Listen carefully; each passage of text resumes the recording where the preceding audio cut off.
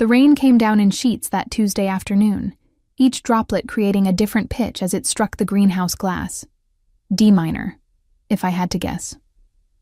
I'd learned to identify the musical notes in everything: the hum of the overhead heaters, B flat, the drip of the irrigation system, F sharp, even the particular frequency of footsteps on gravel varies by weight and gait.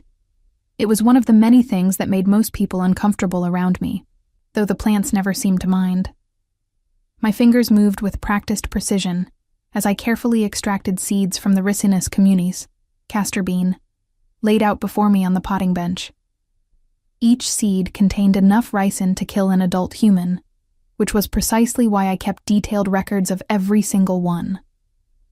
The poison didn't frighten me. I respected it. Unlike people, toxins were predictable. They followed rules. They made sense.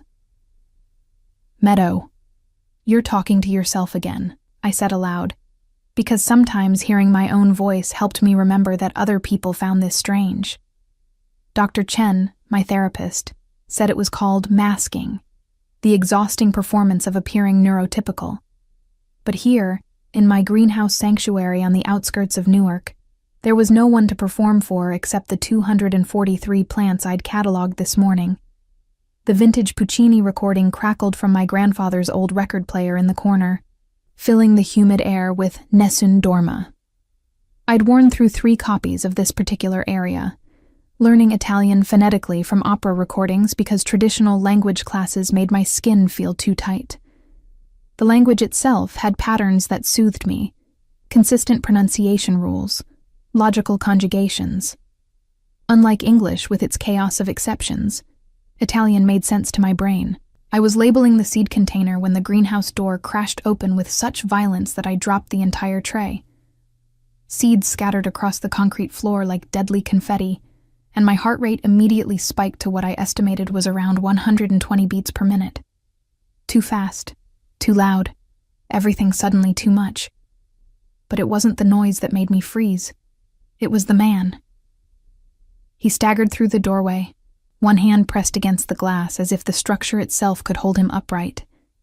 Rain had plastered his white dress shirt against his torso, and even in my panic, my pattern-seeking brain registered details: expensive fabric, custom-tailored, 4 buttons undone, revealing olive skin and dark chest hair. His face was angular, harsh in its beauty, with a jaw that looked carved from marble, and eyes the color of espresso that were currently unfocused and dilated. Those eyes found mine for just a moment, and I saw something in them that I recognized because I'd felt it myself so many times. The desperate search for sanctuary, for one safe place in a world that made no sense. Then he collapsed, his body hitting my carefully swept floor with a sound I knew I would hear in my nightmares. Not quite a thud, more of a heavy exhale, followed by the absence of all movement. My social anxiety screamed at me to run, to call 911, to do anything except approach this stranger who had violated my sacred space. But my fingers were already moving, checking his pulse at his neck. 140 beats per minute, weak and thready. His skin burned with fever that I estimated at 103 degrees Fahrenheit. "Non morire," I whispered, the Italian spilling out before I'd consciously chosen it. "Non morire qui." Don't die. Don't die here. His eyes fluttered open at the sound, and he grabbed my wrist with surprising strength for someone who appeared to be dying. "Italiano?" His voice was rough gravel, each syllable clearly painful. "Si." I nodded, my own breathing becoming irregular. Physical touch from strangers usually sent me into sensory overload, but something about his grip felt more like an anchor than a violation. "Si, parlo italiano." The relief that washed over his face was so profound it almost looked like pain. "Aiutami," he rasped. "Help me." Then, in broken fragments, "Veleno, ricino, il mio consigliere." Poison. Castor bean, my counselor. The words rearranged themselves in my mind like a puzzle I was uniquely designed to solve. I looked at the scattered seeds on the floor, then back at the dying man, and felt the particular calm that always settled over me when I encountered a problem that involved plants rather than people. "Ricina?" I asked, already running through my mental database of toxic plant compounds. "Ti ha avvelenato con ricina." He managed a slight nod, his eyes beginning to close again. Ricin poisoning. I'd studied it extensively, not because I had any intention of using it, but because understanding poisons was essential to understanding their antidotes. My obsessive research into toxic plants, which most people found disturbing, had just become this stranger's only hope.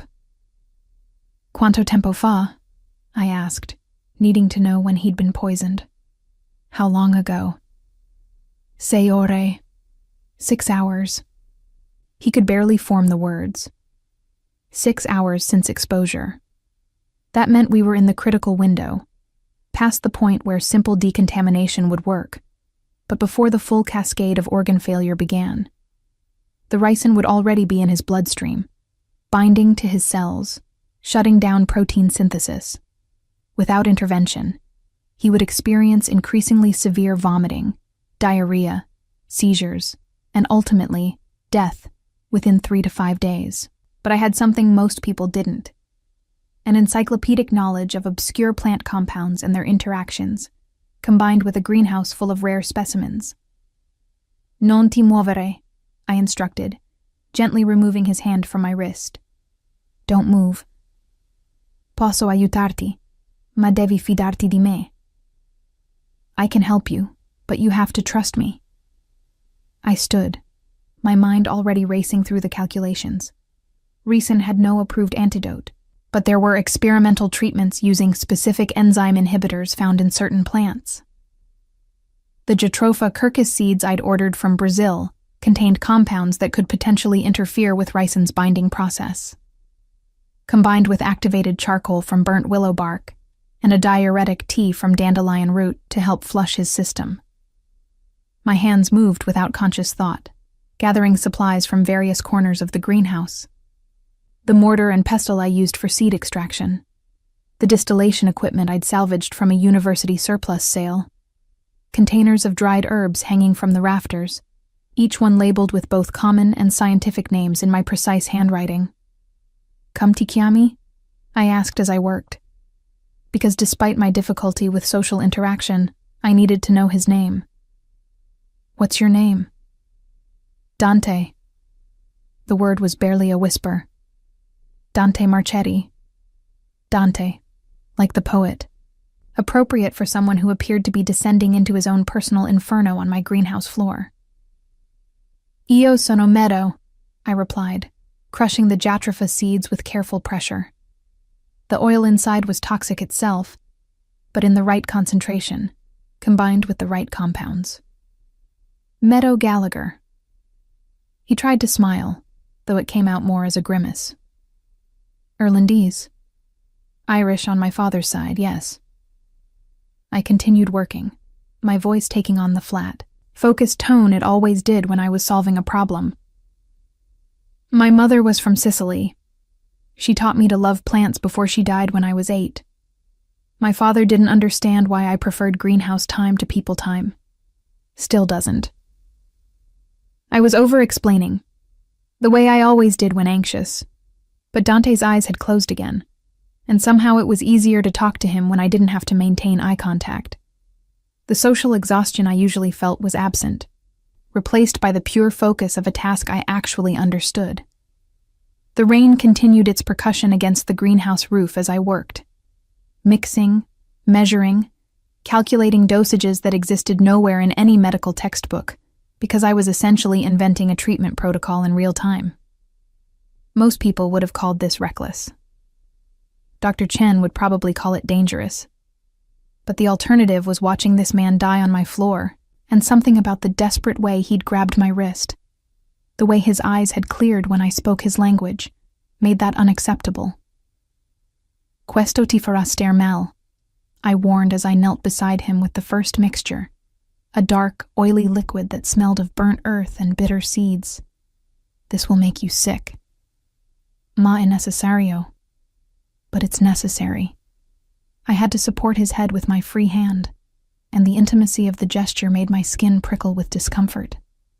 But I forced myself to stay present, to remain calm, because he needed me to be the stable element in whatever chaos had brought him here. He swallowed the mixture without hesitation. Trust I hadn't earned but was being given anyway. Within minutes, he was vomiting violently into the bucket I'd placed beside him, his body convulsing with the effort of expelling the poison. "Buono," I said, rubbing his back in awkward circles because I'd read that's what people did for comfort, even though I found the texture of his rain-soaked shirt deeply unpleasant against my palm. "Il veleno deve uscire." Good. The poison needs to come out. Between bouts of sickness, he spoke in fragments. La mia organizzazione, tradimento, mia figlia. My organization, betrayal, my daughter. I didn't ask for details. Details about organizations and betrayal sounded like the kind of complicated social dynamics that I'd spent my life avoiding. But my daughter, that phrase landed differently, because even I understood that whatever else this man was, he was also a father desperate to survive. For the next 3 hours, I administered treatments in careful sequence. The enzyme inhibitor mixture every 45 minutes. Activated charcoal suspended in water to bind remaining toxins. Yarrow tea to reduce his fever. Milk thistle tincture to protect his liver from the processing load. I moved through my greenhouse like a botanist-pharmacist hybrid, pulling knowledge from dozens of obscure research papers I'd memorized during my obsessive deep dives into ethnobotany. Each plant had its purpose, its precise role in the delicate chemistry of keeping this stranger alive. "Perché?" Dante asked during a moment of relative clarity, after the worst of the vomiting had passed. "Why?" "Perché mi stai aiutando?" Why was I helping him? It was a fair question. The rational answer was that I couldn't let someone die when I had the knowledge to prevent it. But there was something else, something harder to articulate. "Perché hai chiesto aiuto nella mia lingua?" I said finally, surprising myself with the honesty. "Because you asked for help in my language. E perché capisci come sentirsi fuori posto. And because you understand what it's like to feel out of place." I didn't know why I believed that last part. Maybe it was the way his perfectly tailored clothes contradicted his desperate arrival. Maybe it was the gentleness in his fevered eyes despite the hardness of his features. Or maybe I was projecting, seeing my own isolation in a stranger's face. But Dante nodded slowly, as if I'd said something profound instead of strange. "Anche tu," he whispered. "You too. Ti senti sempre fuori posto. You always feel out of place." The rain had softened to a gentle patter by the time his fever finally broke. I'd moved him to the small cot I kept in the corner for when I worked through the night, which was often because plants didn't judge my inability to maintain a normal sleep schedule. His color had improved from the concerning gray to something more natural, and his breathing had steadied to a sustainable rhythm. I sat on my work stool nearby, cataloging seeds because the repetitive motion calmed my overstimulated nervous system. The past few hours had required more social interaction and physical touch than I typically experienced in a month, and my hands were starting to shake with the accumulated stress. "Meadow." His voice was still rough, but stronger. "Grazie." "Prego," I replied automatically, then continued in Italian because switching between languages required too much energy right now. "You should rest. The ricin is still in your system. It'll take days to fully clear. Days I shouldn't take from you." He tried to sit up, winced, and settled back down. "This place, è un santuario." "It's a sanctuary." "Yes." I didn't elaborate on how right he was, how this greenhouse had been my sanctuary for 15 years, ever since I'd bought it with my inheritance from my mother. The one place where I could be exactly myself without explanation or apology. "I understand sanctuaries," Dante said, his eyes tracking the various plants surrounding us. "I grow orchids, rare ones. It's the only time I—" He trailed off, seeming to search for words. The only time the violence stops. Violence. The word hung in the humid air between us, and I felt a strange cognitive dissonance. This man who grew orchids and spoke so tenderly about sanctuary also inhabited a world where people poisoned each other with ricin. "Your counselor," I said, piecing together the fragments he'd mentioned. "He tried to kill you because I wanted out." Dante's laugh was bitter. "Because I discovered I have a 7-year-old daughter I didn't know existed, and I didn't want her growing up with a father who—" He gestured vaguely, as if the rest was obvious. It wasn't obvious to me. I didn't intuitively understand the complex social structures of organized crime, but I understood the concept of wanting to protect a child from a dangerous environment. I'd spent my childhood feeling like the dangerous environment was inside my own head. "Will they come looking for you?" I asked, because that seemed like a practical concern. "Eventually." He met my eyes, and there was something ancient and tired in his gaze. "But not immediately. Paolo will want to be sure I'm dead before he makes his move." Paolo. The counselor turned betrayer. Another name. Another detail in a story that was becoming more complicated than my preference for simplicity could comfortably handle. But then, Dante's eyes closed again, exhaustion claiming him, and I felt a strange sense of relief. Caring for an unconscious patient required no social navigation, no interpretation of subtle cues I routinely missed. Just the straightforward application of botanical knowledge to preserve life. I pulled my worn copy of Toxicologia delle Piante from the shelf and settled back on my stool, ready to monitor his condition through the night. The book's margins were filled with my annotations in both English and Italian, observations about compound interactions that existed nowhere in published literature. Outside, the storm had passed, leaving behind the clean scent of rain-washed earth. My greenhouse glowed with the soft amber of my work lights, creating a bubble of warmth against the darkness beyond. I'd spent my entire life feeling like an alien in human spaces, never quite fitting in, never quite understanding the unspoken rules everyone else seemed to know instinctively. But here, in this moment, with a dying mafioso on my cot and ricin seeds still scattered across my floor, I felt strangely at ease. Perhaps Dante was right. Perhaps we both understood what it meant to be out of place in the world. Perhaps that understanding was exactly what would save his life. Dante woke screaming at 3:47 a.m., his body convulsing with what I recognized as ricin-induced neurological symptoms, the toxin attacking his nervous system as it broke down.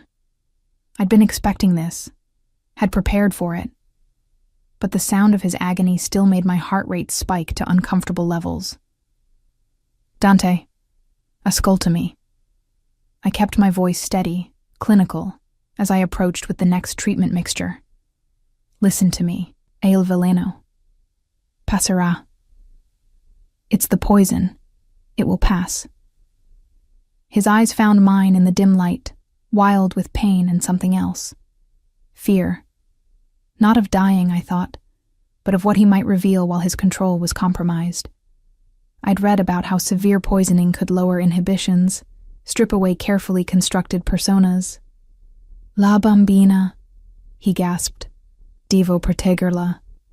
The little girl. I have to protect her. Sofia. Ha solo 7 anni. She's only 7 years old, Sofia. His daughter had a name now, had become real in a way that made my chest feel tight. I helped him drink the willow bark tea I'd brewed, my hands steadier than they should have been given that a strange man was gripping my arm hard enough to leave marks. "Drink," I instructed in Italian. "The fever is spiking again. Your brain is swelling slightly from the toxin. It's causing the hallucinations." "Not hallucinations," he insisted, his accent thickening. "Memories. The look on her face when I met her last month. She has her mother's eyes. Green-like. Like. He gestured frantically at something only he could see. "Like Vince Minor," I supplied, because I understood, struggling to find comparisons, like periwinkle, the small purple flowers with their distinctive green centers. He laughed, a sound edged with hysteria. Yes, exactly like that. You understand. I did understand, in my own way. The desperate need to categorize, to find patterns and connections that made sense of chaos. It was how my autistic brain processed the world, through systematic observation, through finding the underlying structure in seemingly random information. Tell me about the orchids you grow, I said, because redirecting his focus might help with the pain. Also, truthfully, I was curious. It seemed incongruous. A mafia boss cultivating delicate flowers. His breathing began to slow as he latched onto the topic. I have a collection. Rare specimens. Some I've saved from extinction. There's one, a Paphiopedilum rothschildianum, that took me 8 years to coax into blooming. 8 years of precise temperature control, specific light conditions, exact mineral content in the water. His words tumbled out in a mixture of Italian and English, describing growing conditions and soil pH levels with the kind of obsessive detail I recognized in myself. The precision, the need for control in at least one aspect of a chaotic life. 8 years is impressive, I said, checking his pulse, still elevated but more stable. I've been trying to get my Amorphophallus titanum to bloom for 6, the corpse flower.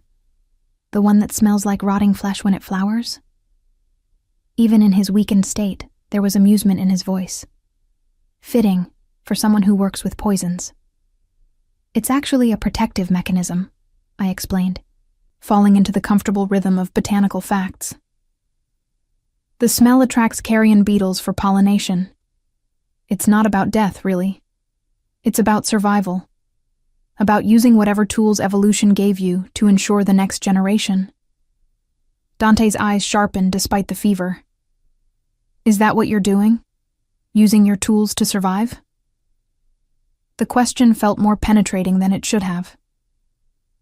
I'm using my tools to save you, I replied, deliberately missing his point, or perhaps understanding it too well. The next several hours passed in a rhythm of treatment and rest. I administered compounds at precise intervals, monitoring his vital signs with the same attention I gave to my most delicate specimens. His fever would spike, I would intervene, it would subside. A cycle as predictable as photosynthesis. It was during one of his more lucid periods, around dawn, that he asked the question I'd been dreading. Why do you live alone out here, Meadow Gallagher? Why aren't you at a university somewhere, teaching botany, winning awards? My hand stilled on the mortar where I was grinding dried valerian root. I don't like universities. Too many people. Too much. Performing. Performing? I considered not answering, but his directness invited honesty. I'm autistic. Social interaction is exhausting. Places with lots of people, noise, unpredictable schedules. They make my brain feel like it's shorting out. So I stay here, with my plants. They don't require me to interpret facial expressions, or understand sarcasm, or remember which coworker asked about which aspect of their life. I'd expected the usual response, awkward silence, or worse, well-meaning but patronizing reassurance. Instead, Dante simply nodded. That's why you didn't call 911 when I collapsed. It wasn't a question, but I answered anyway. Partially. Also because you specifically asked for help in Italian, which suggested you might not want official involvement, and because I knew I could help you faster than any hospital.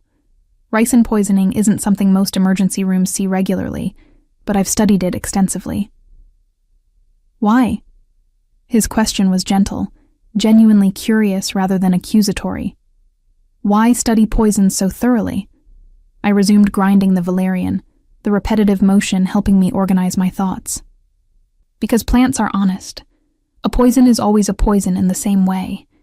It doesn't pretend to be safe and then surprise you. Unlike people, who constantly say one thing but mean another, whose facial expressions contradict their words, who expect me to know unspoken rules that I somehow never learned. Dante was quiet for a long moment, and I worried I'd over-explained again, made him uncomfortable with my inability to filter. "I grow orchids for a similar reason," he finally said. "They're demanding, but their demands are consistent. Keep the humidity between 60 and 80%, maintain specific temperatures, provide the right amount of light. Do those things, and they thrive.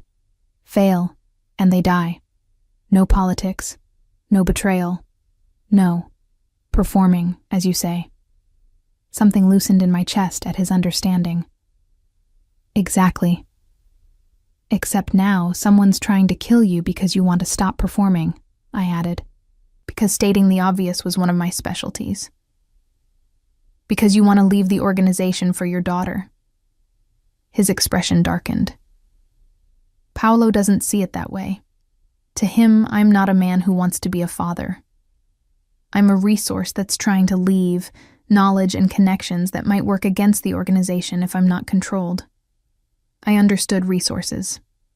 My entire life, people had seen my pattern recognition abilities, my exhaustive knowledge of specific subjects as resources to be utilized.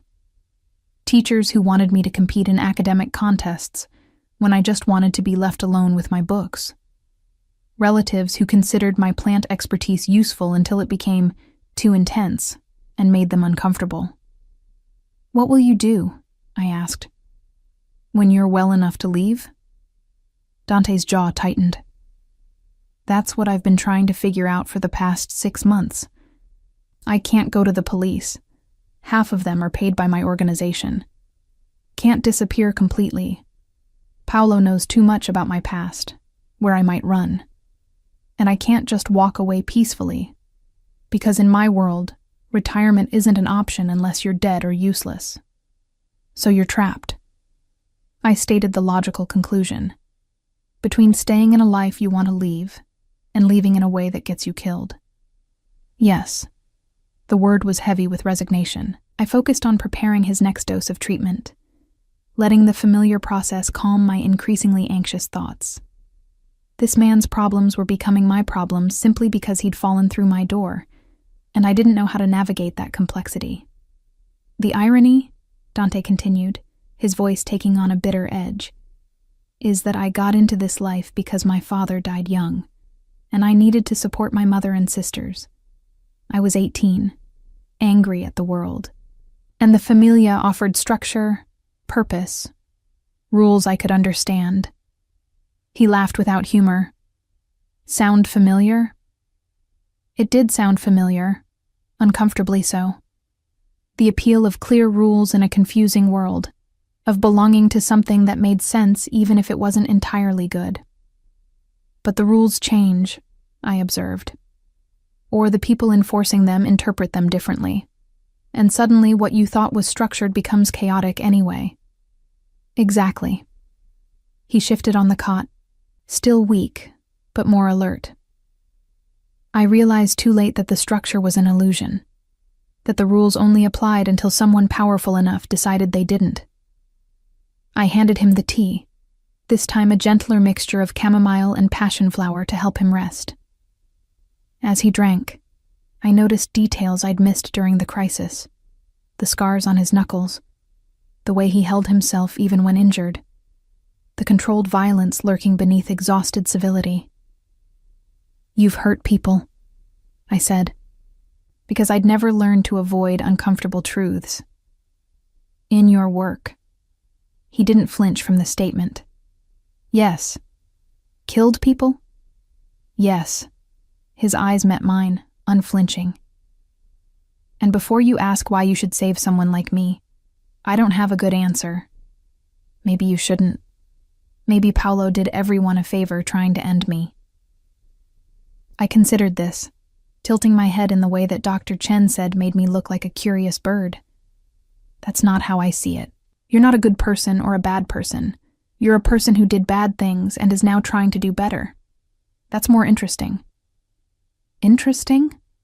He sounded almost amused.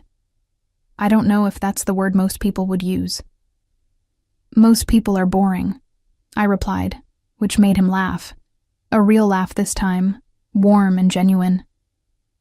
How old are you, Meadow? 29. Why does that matter? Because you're younger than I expected for someone so unflinching. Most people your age would have more illusions about human nature. I returned to my work stool, pulling out my journal to record his latest vital signs. I lost my illusions early. When you can't intuitively read people like everyone else can, you learn to see what they really do rather than what they pretend to do. Actions, not performances. And what do my actions tell you? The question felt like a test. I thought about it carefully, reviewing the past 12 hours in my systematic way. Your actions say you're desperate to protect someone smaller and more vulnerable than yourself, that you're willing to trust a strange woman with botanical expertise over medical professionals you can't trust, that you care deeply about orchids, which suggests you value beauty and patience, and that you're trying to escape a life that's becoming incompatible with who you want to be. Dante stared at me with an expression I couldn't quite interpret. Surprise, maybe, or recognition. No one has ever described me quite like that, he said finally. I'm not good at saying what people expect to hear. I just say what I observe. Don't change that, he said with surprising intensity. Don't ever change that. The words settled into me strangely, like seeds finding soil. Most people wanted me to change. To be less blunt, less intense, more socially appropriate. But Dante was asking for the opposite, and I didn't know what to do with that request. As the morning light began filtering through the greenhouse glass, painting everything in shades of green and gold, I found myself doing something I rarely did, talking about my mother. She was Sicilian, I heard myself say, not sure why I was sharing this. Came to America at 19, met my Irish father at a botanical garden where they both worked. She understood plants the way I do. Like they were people, but better, simpler. Dante listened without interrupting, which I appreciated. She died when I was 8. Pneumonia that turned into something worse because she wouldn't leave her greenhouse even when she was sick. My father sold most of her plants after, said it wasn't healthy for me to spend so much time with dead things. He didn't understand that they weren't dead. They were the only part of her I had left. That's when you started learning Italian, Dante guessed, to feel closer to her. Yes, through her opera recordings. She used to play them while she worked. I'd help her with the plants and she'd sing along, and it was the only time I felt normal, like my brain worked the way it was supposed to. I glanced at him, suddenly self-conscious about the oversharing, but his expression held only understanding. My mother sang too, he said, old Neapolitan songs while she cooked. After my father died, it was the only time she seemed happy, the only time the house felt like home instead of a tomb. We sat in comfortable silence, two people from vastly different worlds united by dead mothers and the gardens we kept as memorials. Meadow, Dante said after a while, his voice serious. You need to understand something. By saving me, you've made yourself visible to dangerous people. Paolo will eventually figure out I'm alive. When he does, he'll look for where I've been, who helped me. Ice formed in my stomach. He'll come here. Yes. And when he does. Dante struggled to sit up further, wincing. When he does, you need to have already told someone official what happened. File a police report. Contact the FBI. Something that creates a record. So that if anything happens to you, there's a trail. The thought of contacting authorities, of trying to explain this bizarre situation to skeptical strangers, made my chest tight with anxiety. I don't do well with police. They ask rapid-fire questions and expect immediate responses, and my brain doesn't work that way. Last time I had to deal with them, someone broke into my greenhouse. They decided I was suspicious because I couldn't maintain eye contact. Then I'll help you prepare what to say. We'll write it down. Practice until you're comfortable." His determination was palpable. "I won't let helping me be what gets you hurt." "You can't control that," I pointed out logically. "You can barely walk." "Then I'll have to get stronger quickly." He tried to stand, made it approximately 3 seconds before his legs buckled, and I had to catch him. My arms around his waist, his weight heavy against me, both of us breathing hard from the effort. This close, I could smell the botanical compounds I'd administered mixing with his own scent. Cedar, and something darker, like earth after rain. The physical contact should have been overwhelming, should have sent my sensory processing into overload. But it didn't, and that scared me more than the threat of Paolo finding us. "Back to the cot," I managed, trying to sound clinical and failing. "You're still recovering. The ricin is in your liver, kidneys, everywhere. Pushing yourself now will just damage organs further." He allowed me to guide him back down, but his hand caught mine as I turned to leave. "Thank you," he said in Italian. "Not just for saving my life, for treating me like a person instead of a monster." I looked at our joined hands, his scarred and calloused, mine stained with plant matter and soil. "You are a person," I replied simply. "People are capable of both monstrous and miraculous things, sometimes simultaneously." His thumb traced the back of my hand, the gesture unconscious, or perhaps deliberate. I could never tell with these things. What if the monstrous outweighs the miraculous? Then you work to shift the balance. That's what you're trying to do, isn't it? By leaving, by choosing Sophia over the organization. Something in his expression shifted, and before I could process what was happening, he'd pulled me closer, his free hand coming up to cup my face with unexpected gentleness. "Sei straordinaria," he whispered. "You are extraordinary." My brain short-circuited, unable to determine if this was gratitude or something else, unable to read the intention behind eyes that looked at me like I was something precious instead of strange. "I should check your liver enzyme levels," I blurted, pulling back awkwardly. "The milk thistle should be reducing inflammation, but I want to verify." If he was amused or disappointed by my retreat, his face didn't show it. He simply nodded, settling back against the pillows I'd arranged. But as I moved around the greenhouse gathering supplies for the next round of treatments, I was hyper-aware of his gaze following me, and of the particular way my heart was now beating. Not the rapid staccato of anxiety, but something slower, deeper, more dangerous. Outside, Newark was waking up. Soon I'd need to call someone, figure out how to protect us both from whatever was coming. But for now, in this moment, my greenhouse remained what it had always been. A sanctuary. Just one that now held far more than plants.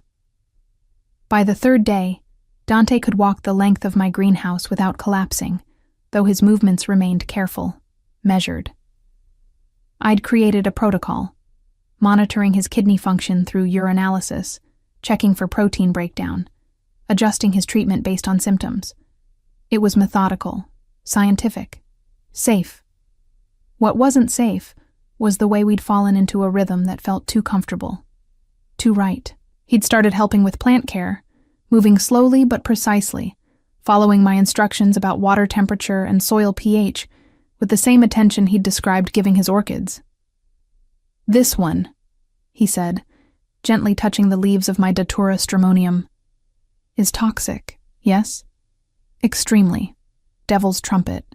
Contains tropane alkaloids that cause hallucinations, paralysis, death." I was repotting a nearby succulent, my hands steady with the familiar task. But in controlled doses, compounds from Datura have been used for centuries in medicine. Pain relief, muscle relaxation. "Poison and cure in the same plant," Dante observed. "Depends on how you use it." "Like people," I replied, then felt my cheeks heat at the obvious metaphor. That was too on the nose. Sorry. His laugh was warm, genuine. I liked it. You don't filter your thoughts the way most people do.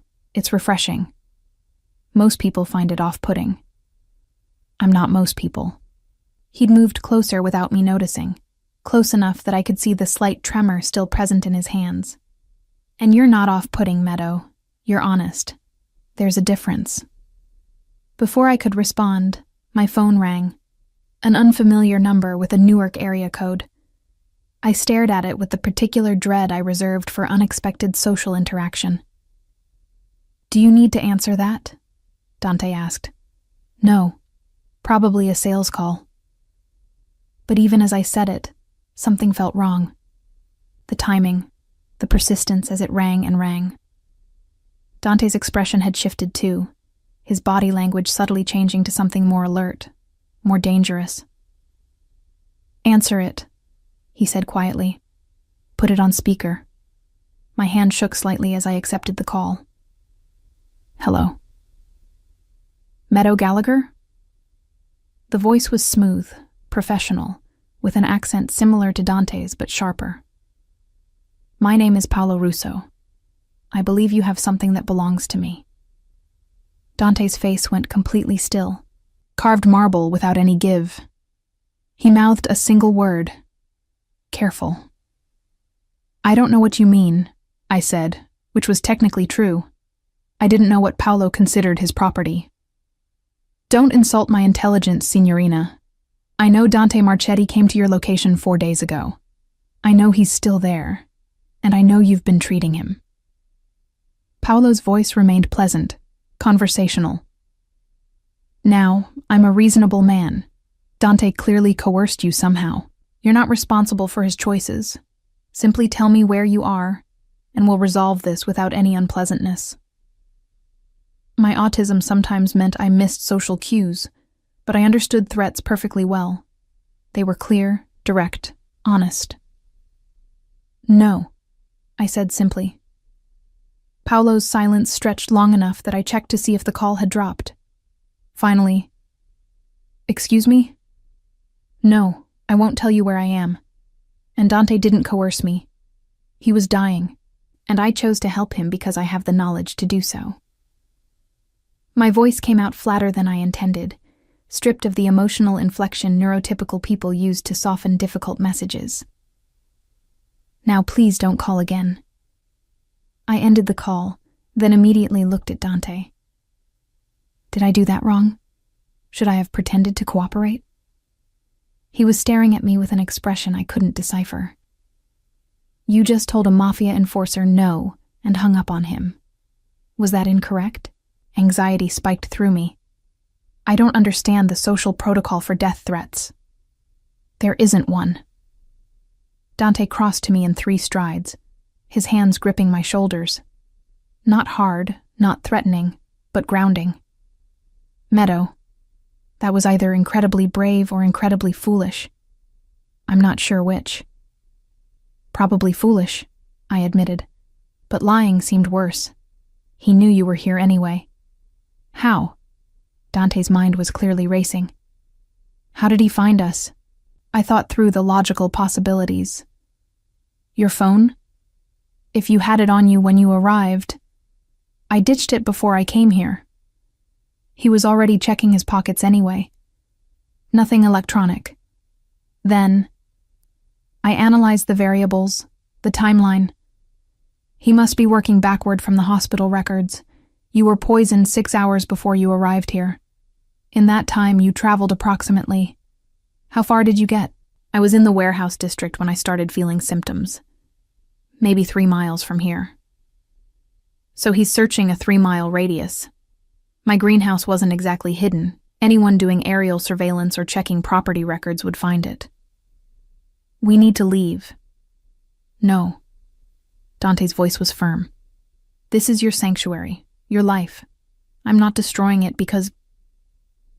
It's already destroyed, I interrupted, gesturing around the space that suddenly felt exposed, vulnerable. The moment he knows you're here, this place stops being safe. For me, for the plants, for... I stopped, my logical brain catching up to emotional reality. For Sophia. He knows about her, doesn't he? Dante's expression answered before his words did. Paolo knows about her. But she's with her mother in Buffalo. Different surname, no obvious connection to me. She's safe. For now, I said, until Paolo decides to use her as leverage. I watched Dante's face cycle through reactions.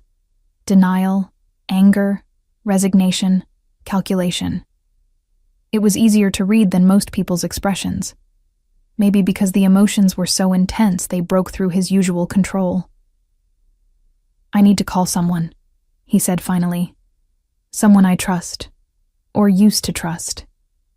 He looked at me. Can I use your phone? Mine is somewhere at the bottom of the Passaic River. I handed it over, watching as he dialed from memory, his fingers steady despite everything. Marco. Dante's voice shifted into something harder, colder. It's me. Yes, I'm alive, which I'm sure is disappointing. No, I'm not coming in. Because Paolo poisoned me, you cazzo. The Italian curse word emerged with particular venom. And before you pretend surprise, I know you were there when he made the decision. The response was loud enough that I could hear the other man's voice, though not the words. Dante's expression grew progressively darker. Tell him this, Dante said, his voice dropping to something quiet and lethal. I have insurance, documents, recordings, account numbers, encrypted and set to release if anything happens to me, or to Sophia, or... His eyes found mine. To an innocent botanist named Meadow Gallagher, who had nothing to do with any of this. He makes a move against any of us, and everything goes public. More talking from the other end. Dante waited it out with visible patience. I don't care if Paolo believes me or not. I care that he knows the stakes. A pause. 1 week. I need 1 week to get my affairs in order and then I'm gone. Out of the family, out of the city, out of his life. Tell him. Tell him he wins. I'm not fighting for territory or power. I just want to leave. He ended the call, then stood there holding my phone like it weighed 1,000 pounds. Did you really prepare insurance? I asked. Documents and recordings? No. He handed my phone back, his expression grim. But Paolo doesn't know that. And with the history we have, the operations I've been part of, he'll believe I could have compiled something damaging. So you're bluffing. I'm buying time.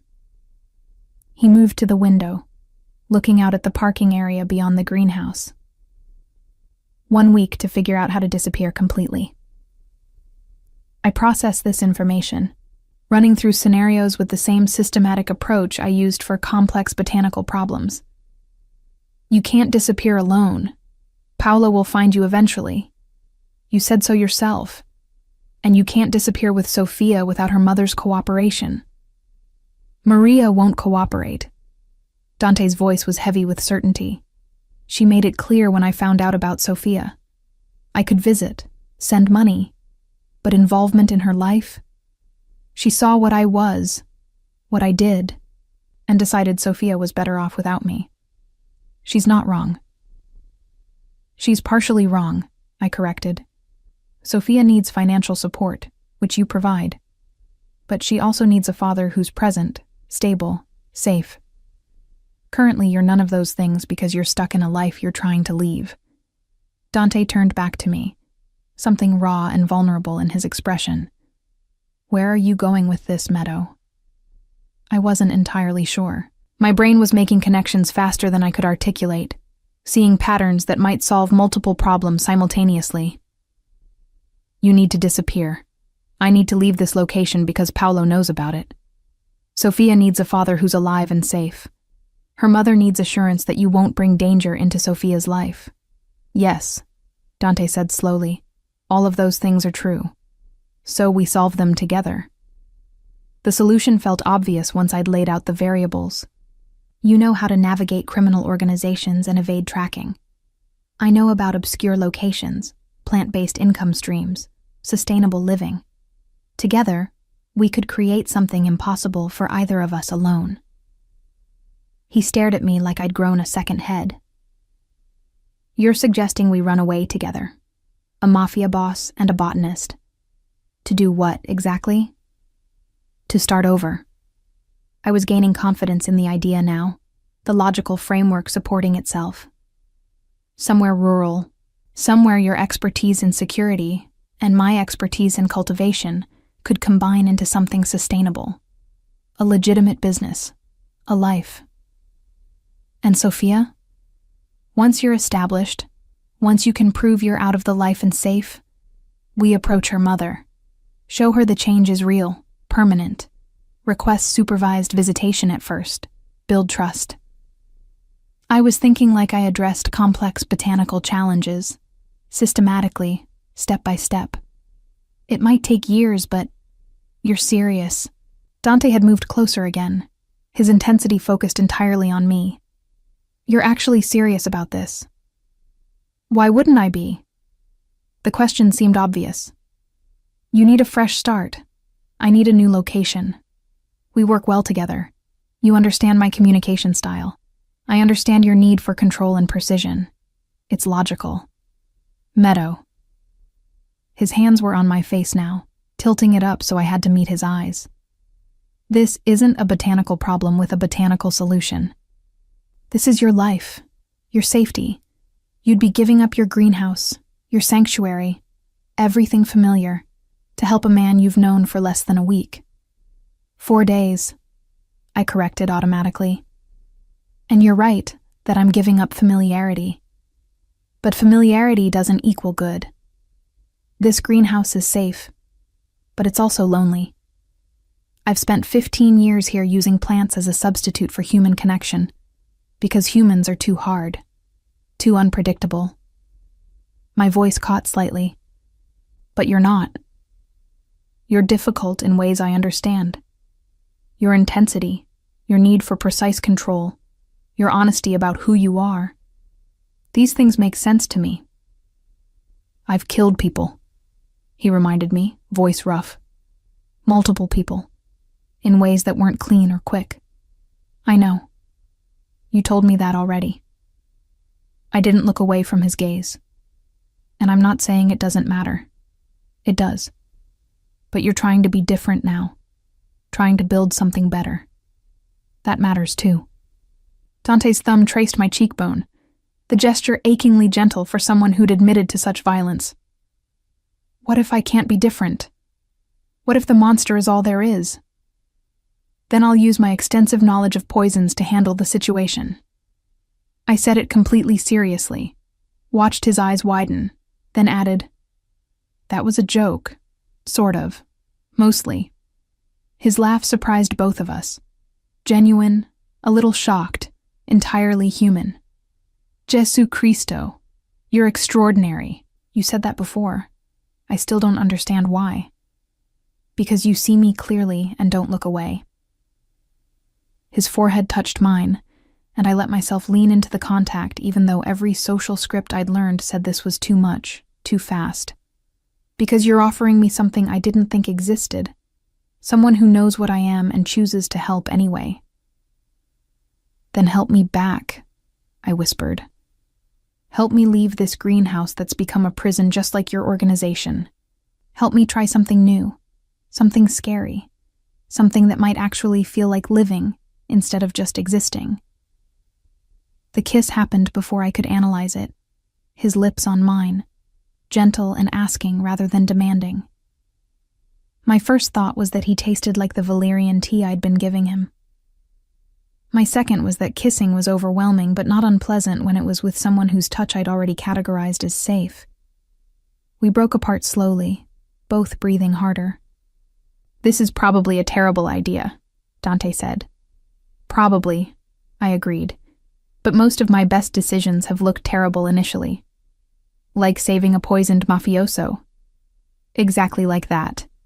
I stepped back, needing space to think clearly. So, logistics. We have 1 week before Paolo expects an answer.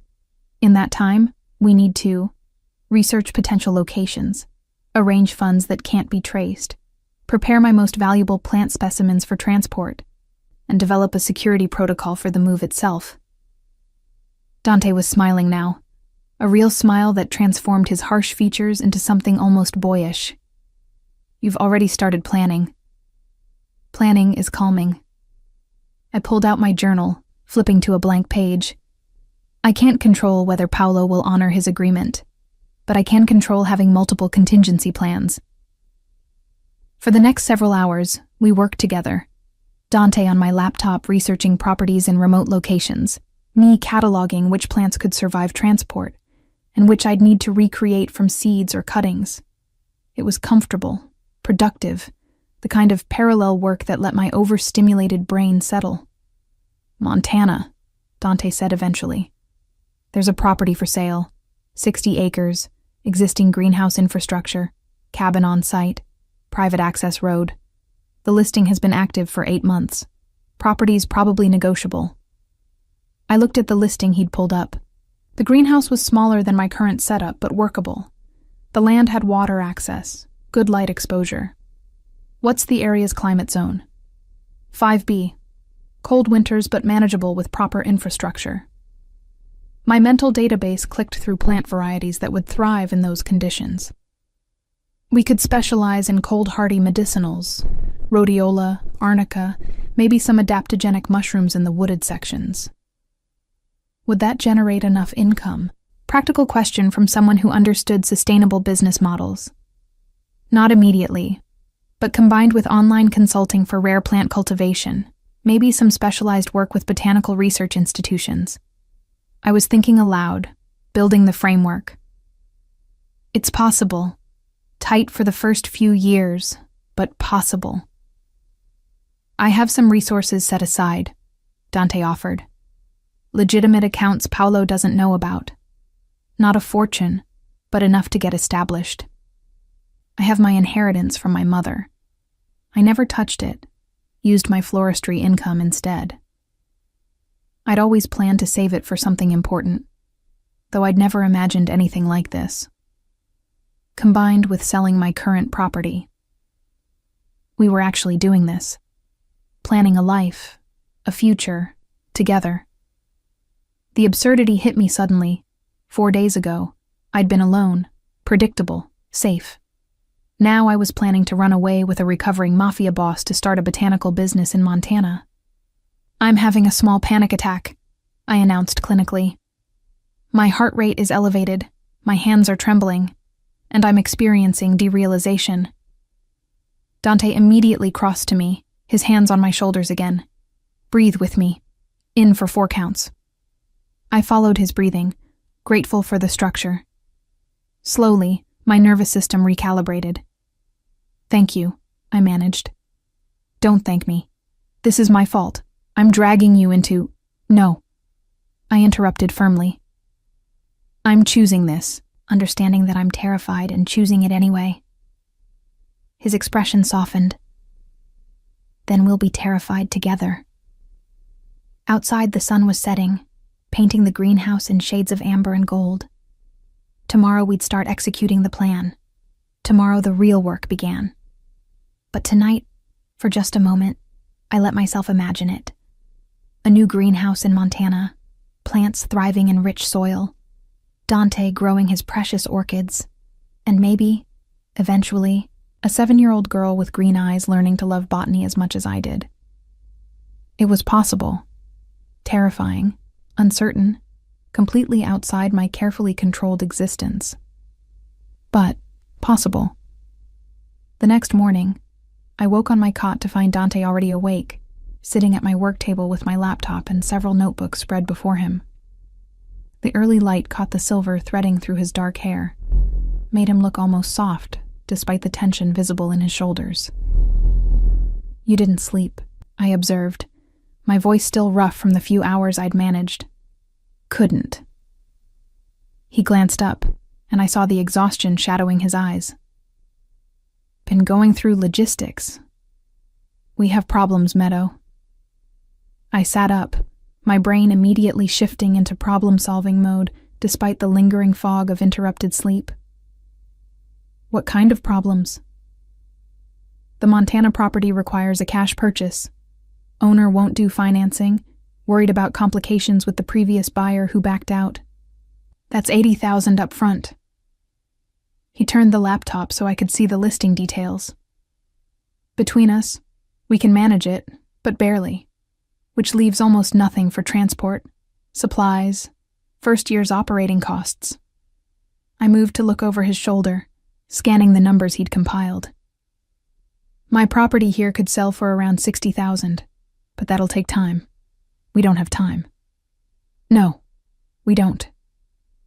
Dante's jaw tightened. Paolo will give me 1 week because he thinks I'm cornered, broken.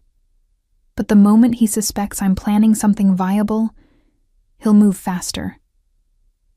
I pulled up my own financial documents on my phone, reviewing assets with the same methodical attention I gave to botanical inventories. I have the inheritance, $42,000. You said you have legitimate savings? $38,000. Everything else is in accounts Paolo monitors or tied up in properties that are technically familia holdings. His frustration was palpable. I spent 15 years building wealth I can't actually access. The mathematics were straightforward. We were $20,000 short, possibly more depending on transport costs and whether my property sold quickly. I ran through possibilities, discarding most immediately. Loans required credit checks and time. Asking for help meant involving others in danger. There's another option, Dante said carefully, watching my face. One I hate suggesting. Tell me anyway. I know where Paolo keeps emergency reserves. Cash that's not in the main accounts. His personal insurance policy. $200,000 in a safe at his club. Dante's expression was grim. I have the combination. Used to be responsible for managing those funds before he decided I was a liability. I understood immediately what he was suggesting. You want to rob him. Not rob, reclaim. But his tone lacked conviction. That money came from operations I helped run, deals I negotiated. It's as much mine as his. Except it's not, legally or practically. I sat down across from him, needing to think this through. If you take it, you're not just leaving the organization, you're stealing from it. That changes everything. I know. His hands were fisted on the table. Believe me, I know. It means Paolo won't just let me disappear. He'll hunt me actively, make an example. But Meadow, without that money, we don't have enough to make this work. We'd be starting with nothing in a place where one bad winter could destroy everything. My logical brain warred with my instinct for self-preservation. The smart choice was obvious. Don't escalate. Don't take the money. Find another way. Except there wasn't another way, not in our timeline. What's the security situation at the club? I asked, and watched relief flash across Dante's face before he caught himself. You're considering this. I'm gathering information. There's a difference. Though not much of one, admittedly. If we're going to evaluate this option, I need complete data. Dante pulled up a document he'd apparently been working on. A detailed layout of the club, security positions, timing of guard rotations. Paolo's office is on the 3rd floor. 2 guards in the main entrance. 1 more at the 2nd floor stairs. Cameras in hallways but not in the office itself. Privacy concerns for meetings. When do guards change shifts? 3 a.m. That's when everyone's least alert, most predictable. I studied the layout, my pattern recognition abilities finding rhythm in the security protocols. The safe is behind the Canaletto painting, yes? Dante's eyebrows rose. How did you... You mentioned once that Paolo has a Canaletto landscape that cost him more than some people's houses. Where else would someone that ostentatious hide his emergency reserves? I traced the office layout with one finger. The question is access. How do we get past 3 security checkpoints without alerting anyone? We don't.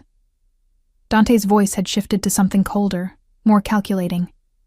The man who'd spent 15 years in this world showing through. I go alone.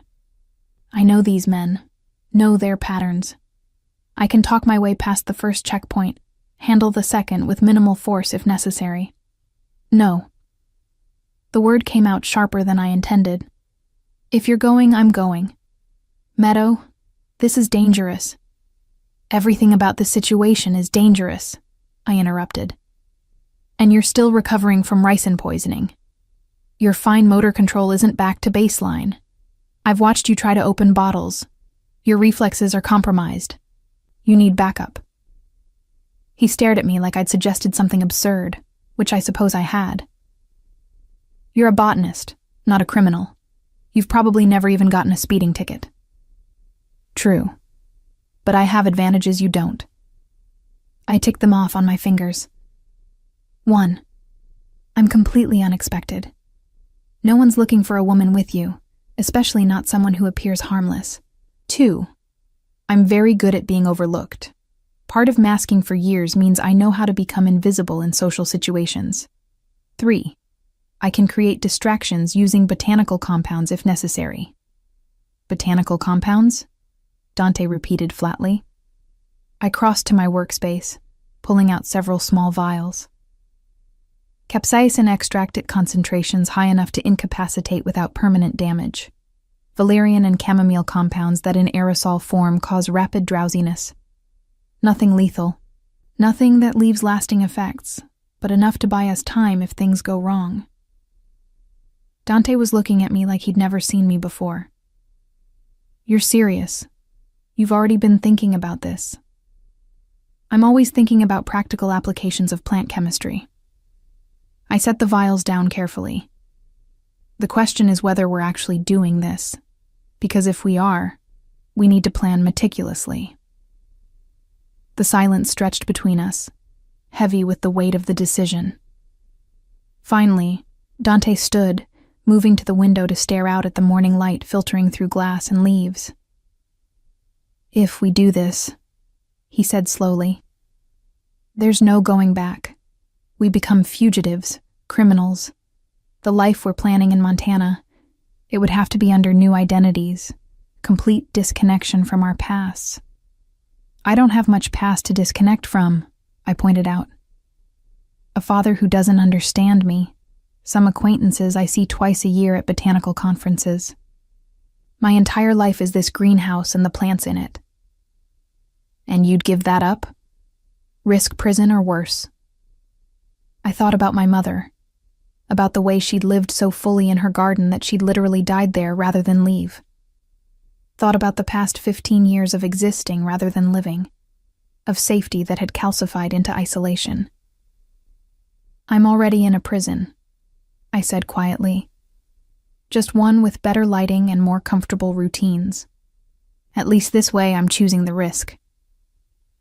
Dante turned back to me, and I saw the moment he made his decision. Saw it in the set of his shoulders, the way his expression shifted from conflicted to resolved. Okay, he said. We do this together. But we do it right. Detailed plan, multiple contingencies, absolute coordination. He crossed back to the table, pulling up a fresh document. We'll need to case the location first, confirm current security protocols. Then we wait for the right night, the right circumstances. For the next 6 hours, we planned. Dante detailed every aspect of the club's security, while I took notes in my precise handwriting, organizing information into categories and subcategories.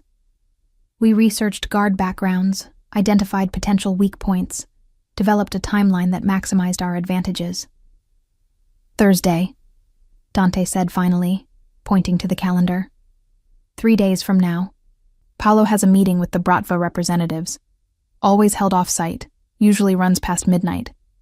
That means he won't be at the club, and security will be lighter, focused on the meeting location instead. What about Marco, the man you called? I asked. Will he be at the meeting? Yes, and that's good for us. Marco's the one person who might recognize that something's wrong if he sees me. I added this to our growing list of variables. So, Thursday night, after 3 a.m., we have approximately a 30-minute window between guard shifts, long enough to get in, access the safe, get out. Assuming nothing goes wrong, Dante added darkly. Plans should assume things will go wrong. That's why we need contingencies. I flipped to a new page in my notebook. Contingency 1. If we're spotted entering, we abort immediately and use the service exit you mentioned. Contingency 2. If we're spotted inside but can still reach the safe, we take only what we can carry quickly and exit through the third-floor fire escape. Contingency 3. Meadow. Dante's hand covered mine, stopping my frantic writing. We're going to be okay.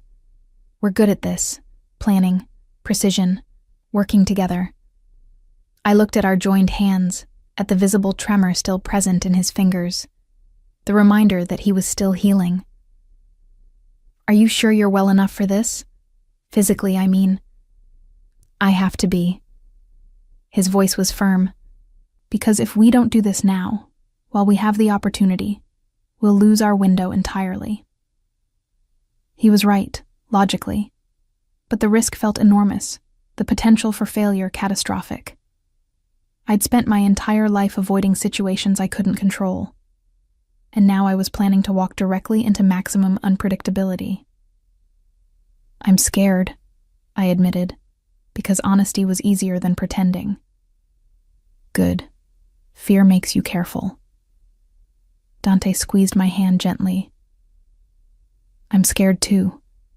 But I'm more scared of the alternative, of Sophia growing up knowing her father couldn't find the courage to change. That reasoning I understood. Not for Sophia, whom I'd never met, but for the version of myself I might become if I let fear keep me in this greenhouse forever. Okay, I said, my voice steadier than I felt. Thursday night. We do this. The next 3 days passed in a strange suspension of normal time. We continued monitoring Dante's recovery, his liver enzymes finally returning to acceptable levels, his stamina improving. I began the careful process of preparing my most valuable specimens for eventual transport, taking cuttings and collecting seeds while trying not to think about which plants I'd have to abandon. Dante made several reconnaissance trips to the club, confirming security patterns and timing his observations with the precision of someone who'd spent years in this world. Each time he left, I found myself staring at the door, heart racing until he returned safely. You're anxious when I'm gone, he observed after the third trip, finding me systematically reorganizing my entire seed collection, a sure sign of stress. I'm anxious generally, I replied, not looking up from the careful sorting. But yes, more so when you're potentially in danger. He sat beside me on the floor where I'd spread out hundreds of seed packets, each one meticulously labeled. This categorization system is remarkable.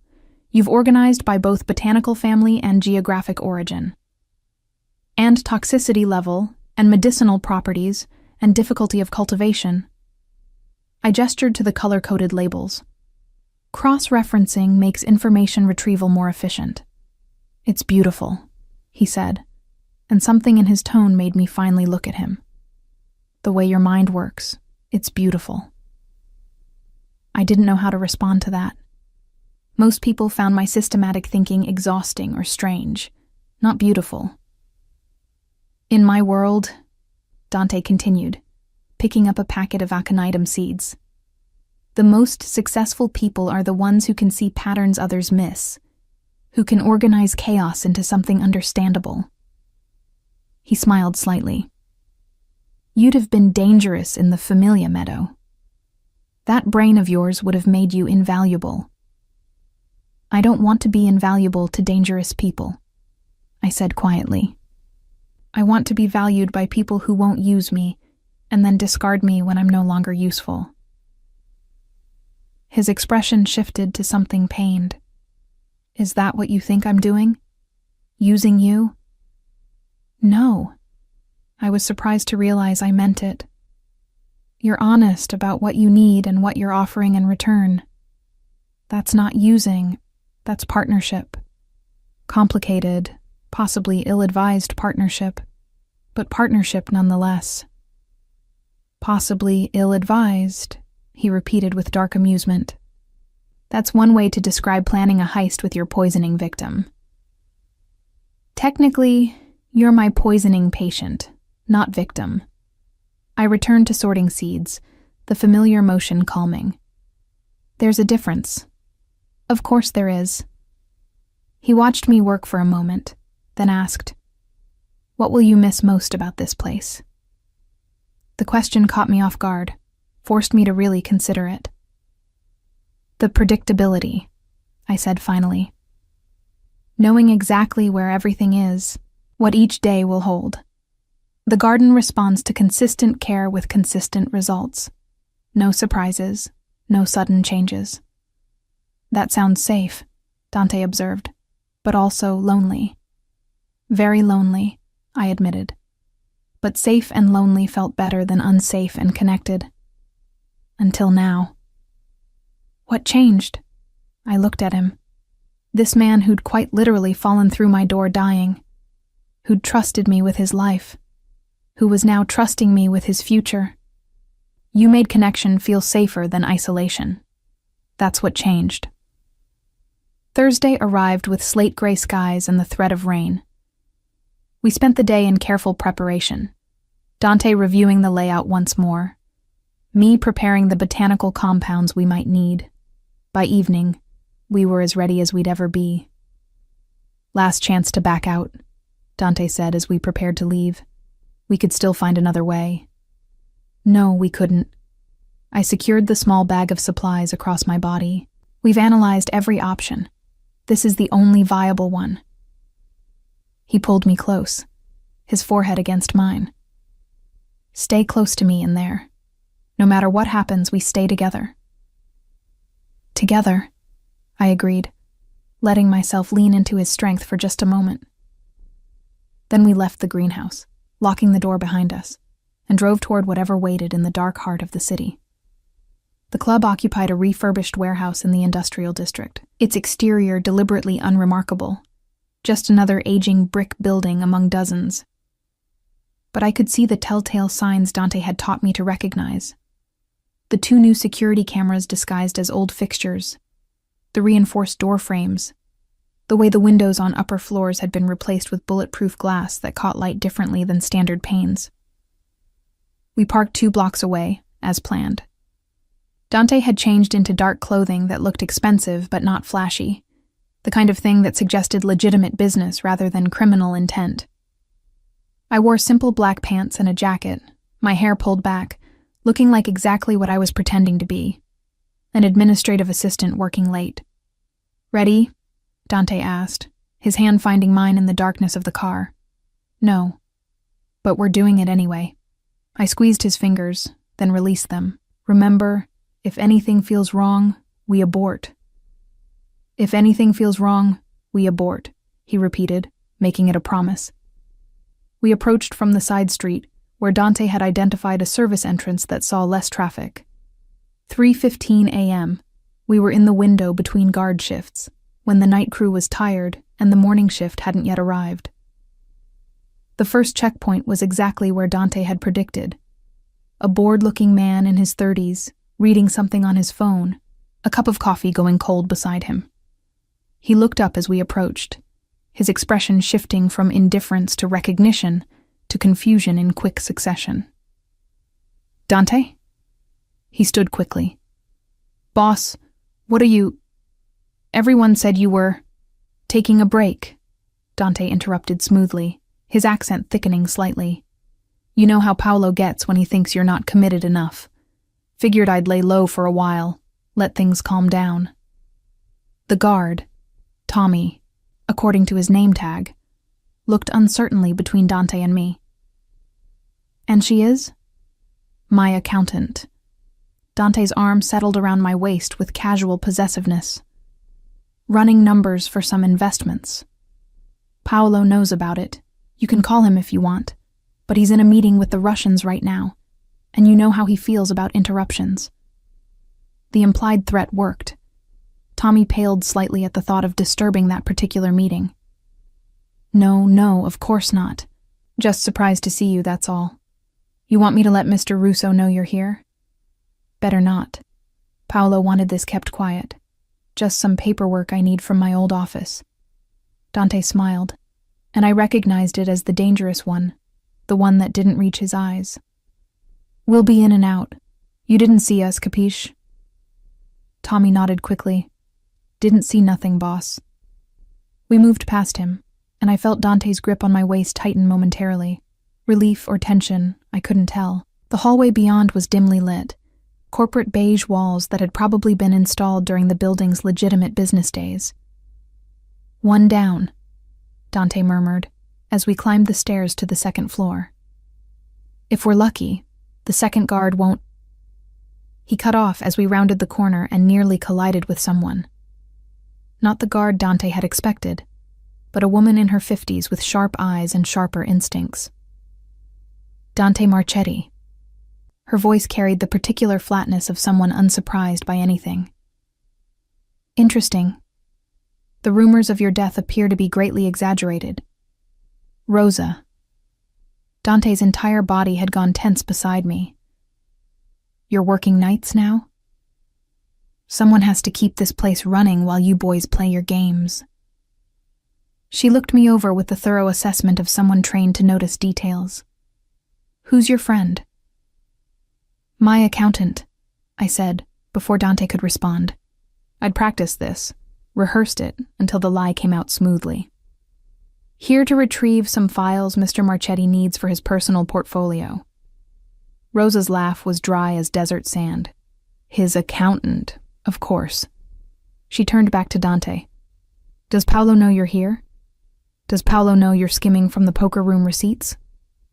Dante's voice had gone cold, deadly. I've seen the numbers, Rosa. About 15,000 missing over the past 6 months. The hallway went very quiet. Rosa's hand moved slightly toward her phone, then stopped. I'm not here to cause problems, Dante continued. I'm here for what's mine, and then I'm gone. You let us pass, continue your profitable side business, and we all walk away happy. You try to stop us, and Paolo learns exactly how you've been supplementing your income. The tension stretched so tight I could feel it humming in my bones. My hand had unconsciously moved to the small vial of capsaicin extract in my pocket, fingers wrapping around it in preparation. Finally, Rosa stepped aside.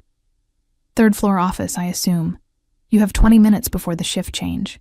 After that, I can't guarantee anything. Understood. Dante moved past her, pulling me along. And Rosa, grazie. Don't thank me, Dante. Just disappear properly this time. The Familia doesn't need the drama of hunting you down. We took the stairs 2 at a time, my heart hammering so hard I was certain everyone in the building could hear it. The third floor was deserted, exactly as Dante had predicted.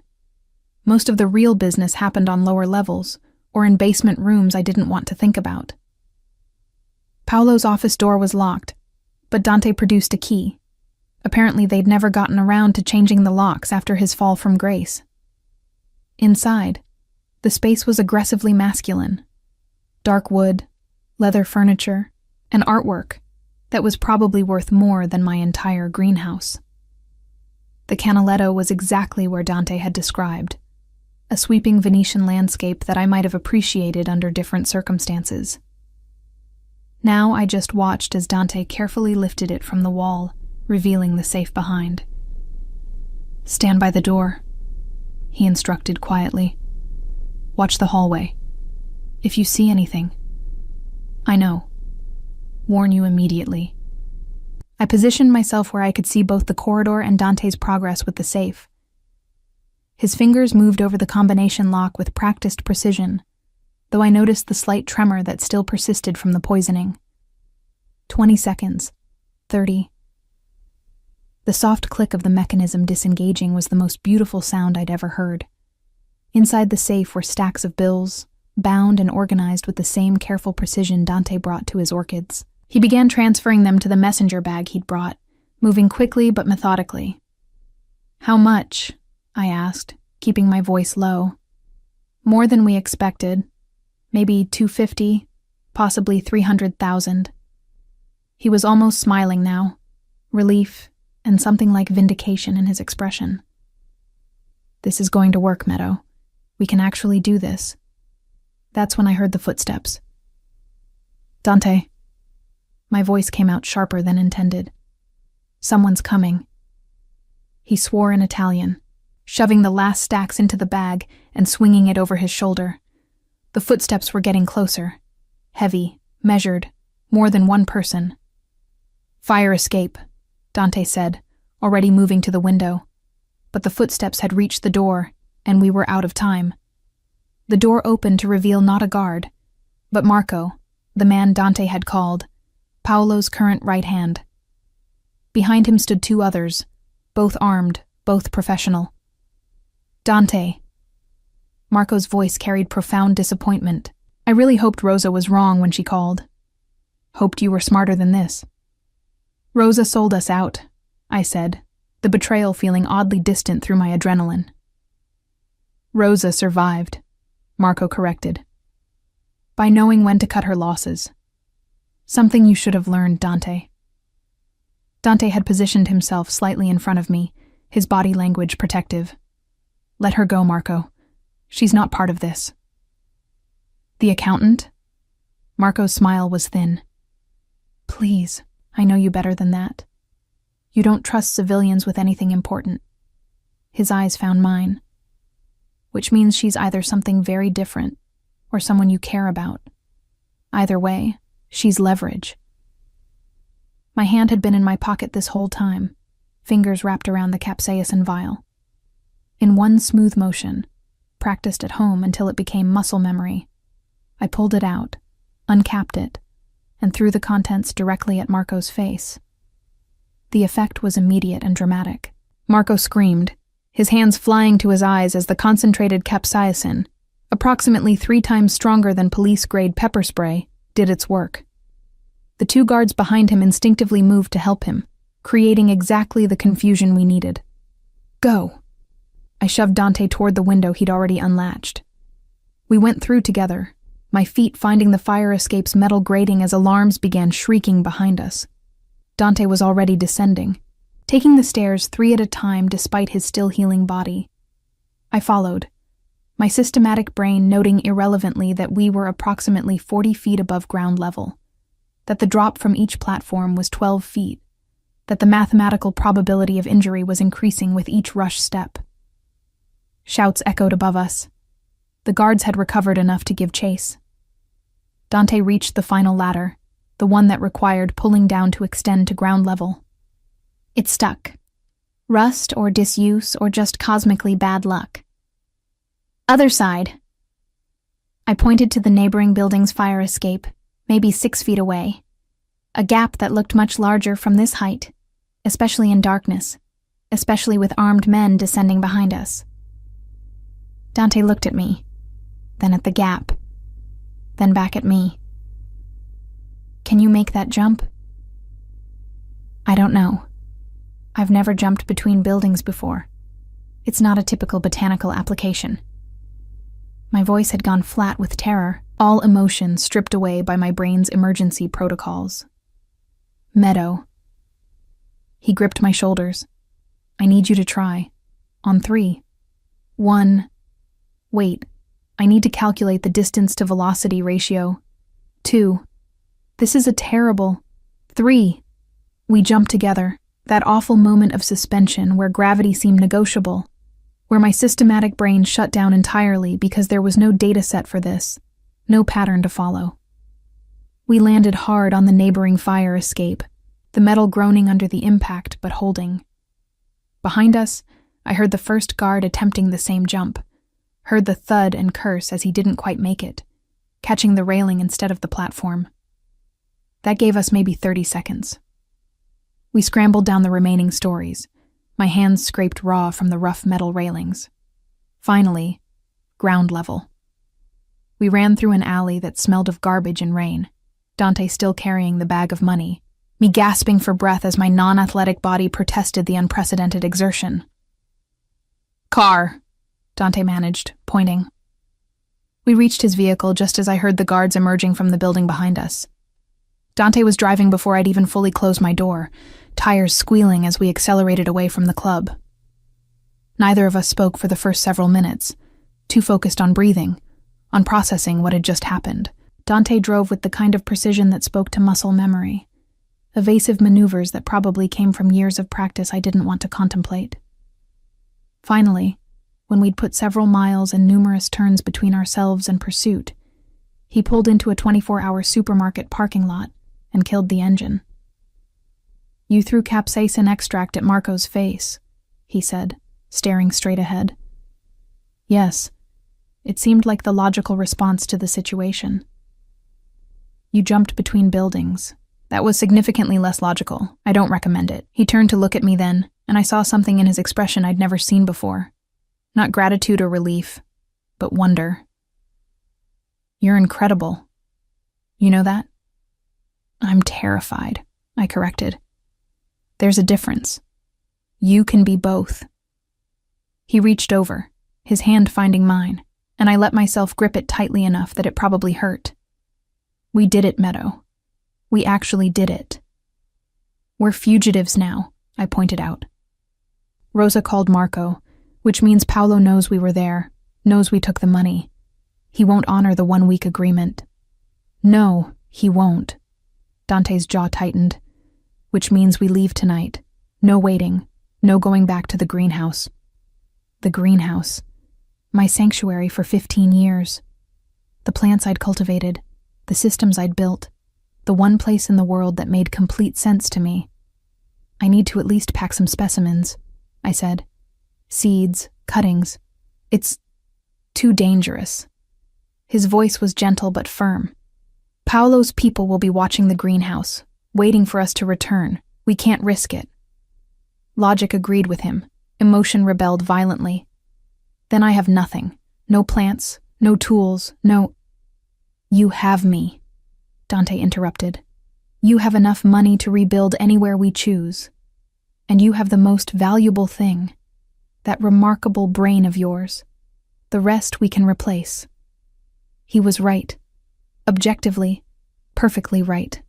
But that didn't stop the grief that rose in my throat, sharp and choking. Dante pulled me closer, letting me press my face against his shoulder as I fought for composure. His shirt smelled like adrenaline, and the botanical compounds I'd prepared, familiar and grounding. "I'm sorry," he murmured against my hair.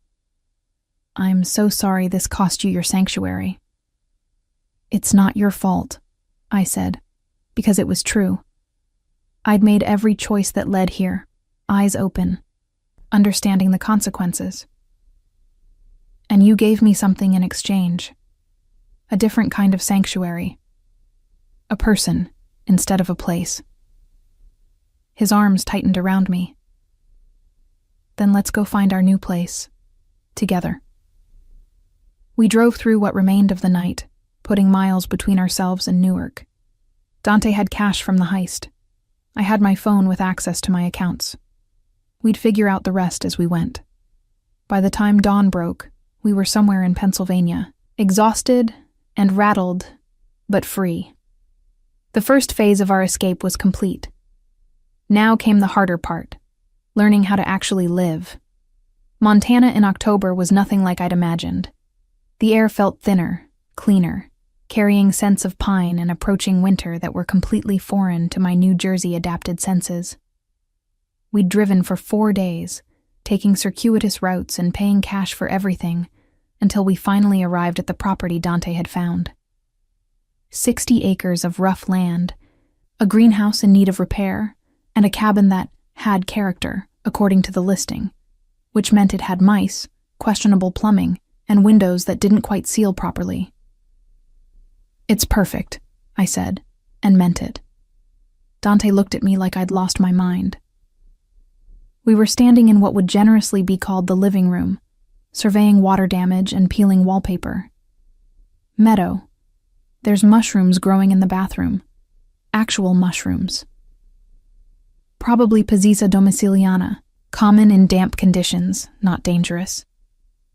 I moved to examine them more closely, my botanical curiosity overriding any normal person's disgust.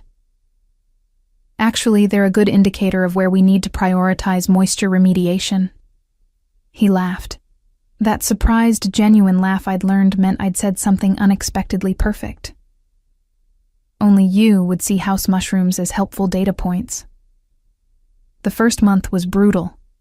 We lived in organized chaos, working from dawn until dark to make the cabin habitable and the greenhouse functional. Dante threw himself into physical labor with the single-minded intensity he'd once applied to criminal enterprises, patching roof leaks and replacing rotten boards despite his body's protests. I focused on the greenhouse, carefully prioritizing what needed immediate attention versus what could wait. We'd managed to salvage more than I'd expected. During our flight from Newark, Dante had contacted someone he trusted, a cousin who owed him a favor and asked no questions, who'd entered my greenhouse and shipped my most valuable specimens to a P.O. box in Montana. Not everything survived the journey, but enough did that I had the foundation for rebuilding.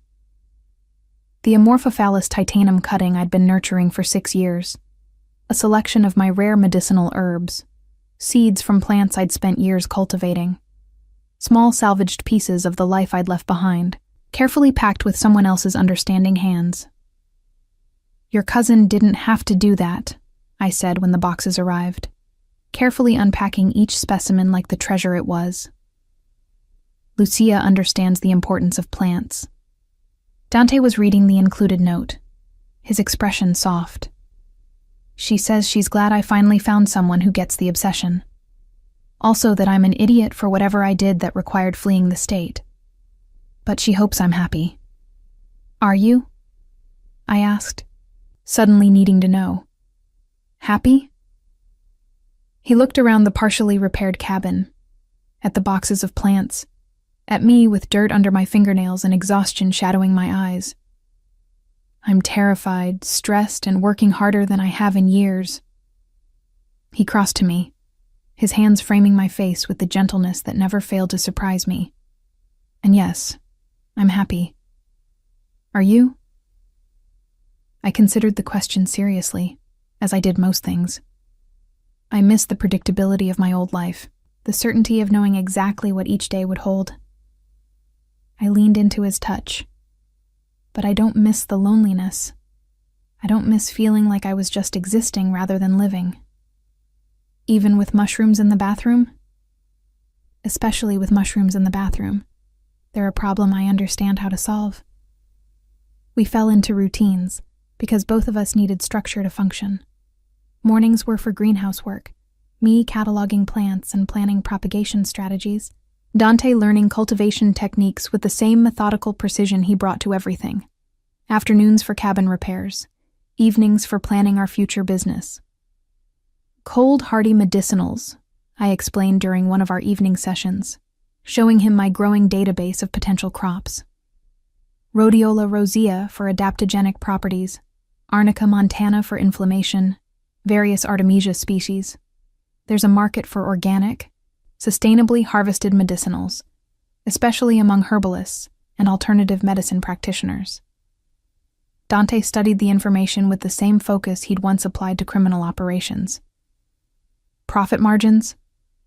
Variable. Lower than conventional agriculture initially, but with premium pricing for quality and rarity. We'd need to establish reputation, build relationships with buyers. I pulled up another spreadsheet. I've been researching online presence, educational content about plant medicine, maybe YouTube videos about sustainable cultivation, combined with direct sales to practitioners. You've already thought this through completely. I've had a lot of thinking time while repairing greenhouse panels. I gestured to my hands, currently covered in small cuts from handling glass. The botanical knowledge is just raw data. Turning it into sustainable business requires different framework. That's where I come in. Dante's expression had shifted into what I'd learned to recognize as his strategic planning mode. I know logistics, distribution, how to structure operations efficiently. I can't contribute to the botanical aspects, but I can build the business infrastructure around it. This was how we worked.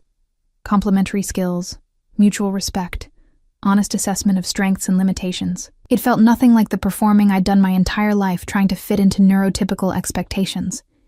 This felt like genuine partnership. 6 weeks after arriving, we got our first test. I was in the greenhouse, carefully transplanting some rhodiola seedlings, when Dante appeared in the doorway with an expression I'd learned to dread, controlled but concerned. "Someone's here," he said quietly. "Car coming up the access road." My heart rate immediately spiked. "Paolo?" "Don't know yet, but the car's a rental, not the kind his people typically use." He'd already positioned himself where he could see but not be easily seen. "Stay in the greenhouse. If anything goes wrong..." "We go through the back exit to the tree line. I know the plan." We'd rehearsed various scenarios obsessively, both of us too aware of what pursuit from Paolo would mean. The car pulled up, a standard sedan, dusty from the rural roads. The door opened, and a woman emerged. Mid-30s, professional clothing, carrying a briefcase. Definitely not one of Paolo's enforcers. Dante had moved to intercept her before she reached the cabin. I watched through the greenhouse glass, my hands still holding the transplant I'd been working on, unable to continue, but unable to set it down either. They spoke for several minutes, too far away for me to hear. The woman showed him something. Identification of some kind. Dante's body language shifted from defensive to something I couldn't quite read. Finally, he gestured for me to join them. "Meadow, this is Agent Sarah Chen from the FBI." Dante's voice was carefully neutral. "She has some information we need to hear." Agent Chen extended her hand, which I shook awkwardly with my dirt-covered fingers. "Ms. Gallagher, sorry to appear unannounced, but we've been monitoring communications related to Paolo Russo's organization." "Monitoring," I repeated. "As in, you know about the money we took?" "Among other things."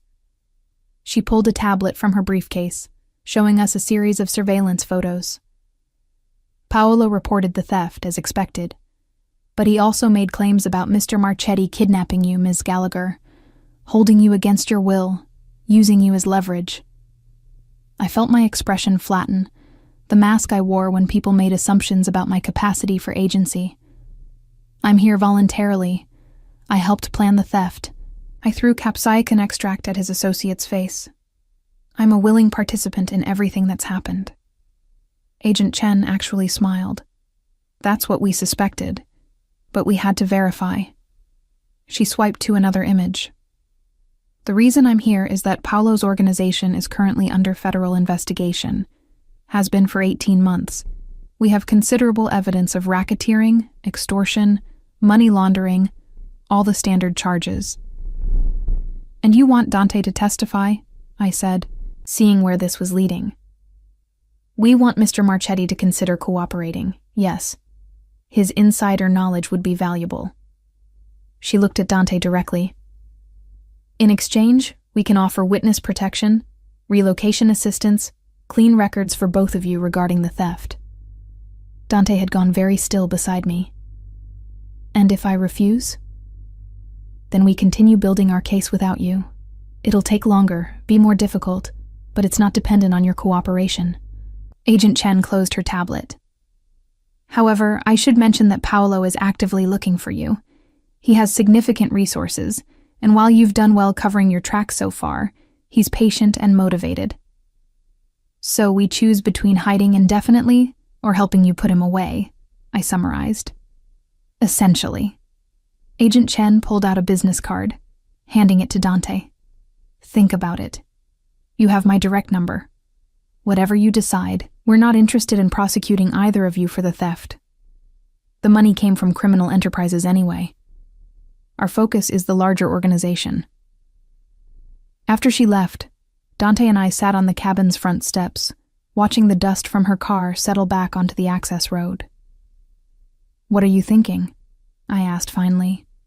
"That I spent 15 years building Paolo's empire, protecting it, making it stronger." His voice was heavy. "And that I have a chance to help tear it down, to make sure Sophia never has to worry about her father's past following her." "Testifying means returning to New York for trial," I pointed out. "Means reliving everything you're trying to leave behind." "For a few months, yes. But then it's over. Completely over. No more looking over our shoulders. No more wondering when Paolo's people will find us. He turned to me. What do you think I should do? The question surprised me. I'd assumed this was his decision alone. I think you should do whatever lets you sleep at night. The practical considerations are secondary to psychological peace. Practical Meadow, worried about my psychological state. I've learned to value things beyond practical data, I admitted. You taught me that. He pulled me closer, and we sat in silence, watching the Montana landscape transform in the changing light. Finally, I'm going to do it. Testify, help them build their case, end this properly. Then I'm going with you. Meadow, you don't have to. I'm going, I repeated firmly. Not because I have to, but because partnerships mean you don't face difficult things alone. That's what you've shown me. Now I'm showing you. The trial preparations took 4 months. We returned to New York, staying in a protected hotel, working with prosecutors who explained legal processes with the kind of systematic detail I found comforting. Dante spent hours in depositions, reliving years of criminal activity with visible emotional toll. I focused on supporting him, learning his stress signals, understanding when he needed space versus company, providing the kind of steady presence he'd given me during my own adaptations. Sophia came to visit twice, carefully supervised meetings arranged by her mother Maria. The first time, I watched from a distance as Dante knelt to his daughter's level, this 7-year-old girl with green eyes and dark curls who shared his intensity, his focused way of observing the world. You grow plants? Sophia asked me during the second visit, having been told I was her father's friend. I do. Medicinal plants, mostly. Ones that help people feel better. Her eyes lit up. Like magic? Like science, I corrected gently. But science that's been used for thousands of years, which makes it feel a little magical. She tilted her head, studying me in a way I recognized. Systematic assessment, cataloging information. You talk like Papa, all precise and careful. The observation pleased me more than it probably should have. Your father is very precise. It's one of the things I appreciate about him. Mama says he used to do bad things, but he's trying to be better. Sophia's 7-year-old directness was refreshing. Are you helping him be better? I glanced at Dante, who was watching us with an expression that made my chest feel tight. We're helping each other. That's how good partnerships work. The trial itself was grueling. 3 weeks of testimony, cross-examination, legal maneuvering I struggled to follow. But Dante remained steady, answering every question with the same precision he brought to orchid cultivation, making it clear that he understood the consequences of his actions while being unequivocal about Paolo's leadership of criminal operations. The verdict came on a Friday. Guilty on 17 counts. Paolo Russo would spend the rest of his life in federal prison. We flew back to Montana that same evening, both of us exhausted but lighter somehow. The weight of the past, while never fully gone, had shifted to something more manageable. Spring came to our property with the kind of aggressive beauty I hadn't known to expect. Wildflowers carpeting the meadows, everything greening with impossible speed. The greenhouse was thriving now, organized according to systems I'd refined over months of careful observation. We'd secured our first wholesale contracts with herbal medicine companies, established an online presence that was generating steady interest. I was in the greenhouse one morning, carefully pollinating my Amorphophallus titanum, which had finally, miraculously, decided to bloom when Dante appeared with his phone. Maria called, he said, and something in his voice made me stop what I was doing. She wants to know if Sophia can spend part of the summer here, get to know me better, see where I live now. The hope in his eyes was almost painful to witness. What did you tell her? That I needed to discuss it with you first. This is your space too, Meadow. If you're not comfortable, A 7-year-old with a curious mind visiting a botanical garden full of educational opportunities? I set down my pollinating brush. Yes, absolutely yes. His kiss tasted like gratitude and promise, and the particular joy of building something real from the wreckage of our pasts. Sophia arrived in June, carrying a backpack full of books and questions. She took to the property immediately, fascinated by every plant, every process. I found myself explaining cultivation techniques, chemical compounds, propagation methods to an audience who actually wanted to learn. "This one's poisonous," I told her, pointing to the aconitum. "Very beautiful, very dangerous. That's true for a lot of plants and a lot of things in life. Beautiful doesn't mean safe." "Like Papa's old job," Sophia said with her characteristic directness.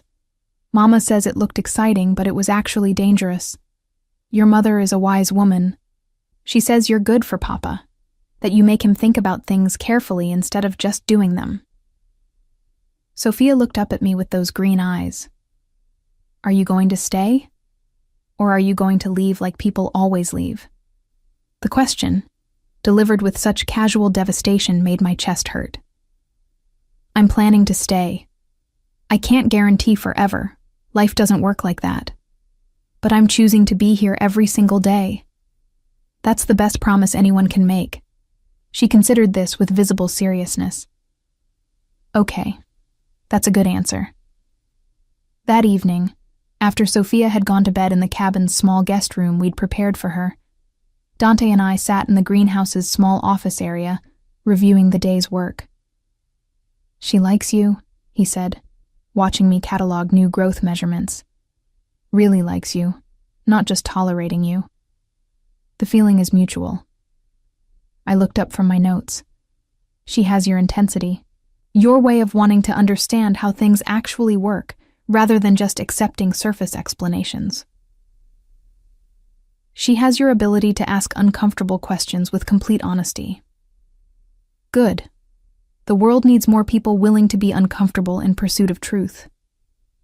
Dante pulled me from my chair into his lap, a position we'd learned to navigate, him needing physical connection, me needing it in controlled doses. "Thank you," he said quietly, "for all of this. For saving my life. For building a new one with me. For welcoming my daughter into our space." "Our space," I repeated, testing the words. They felt right, solid. "That's what this is now, isn't it? Not yours or mine, but ours. If you'll have me permanently." He reached into his pocket, producing a small box.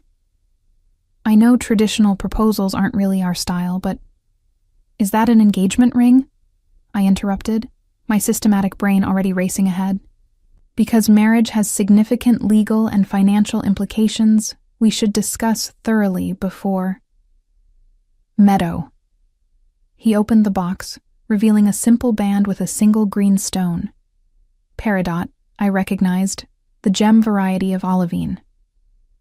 "This isn't about legal contracts or financial merger. It's about choosing each other, intentionally and completely, every day. Will you marry me?" I looked at the ring, then at his face, then at the greenhouse around us, this sanctuary we'd built together from necessity, fear, and eventually, love.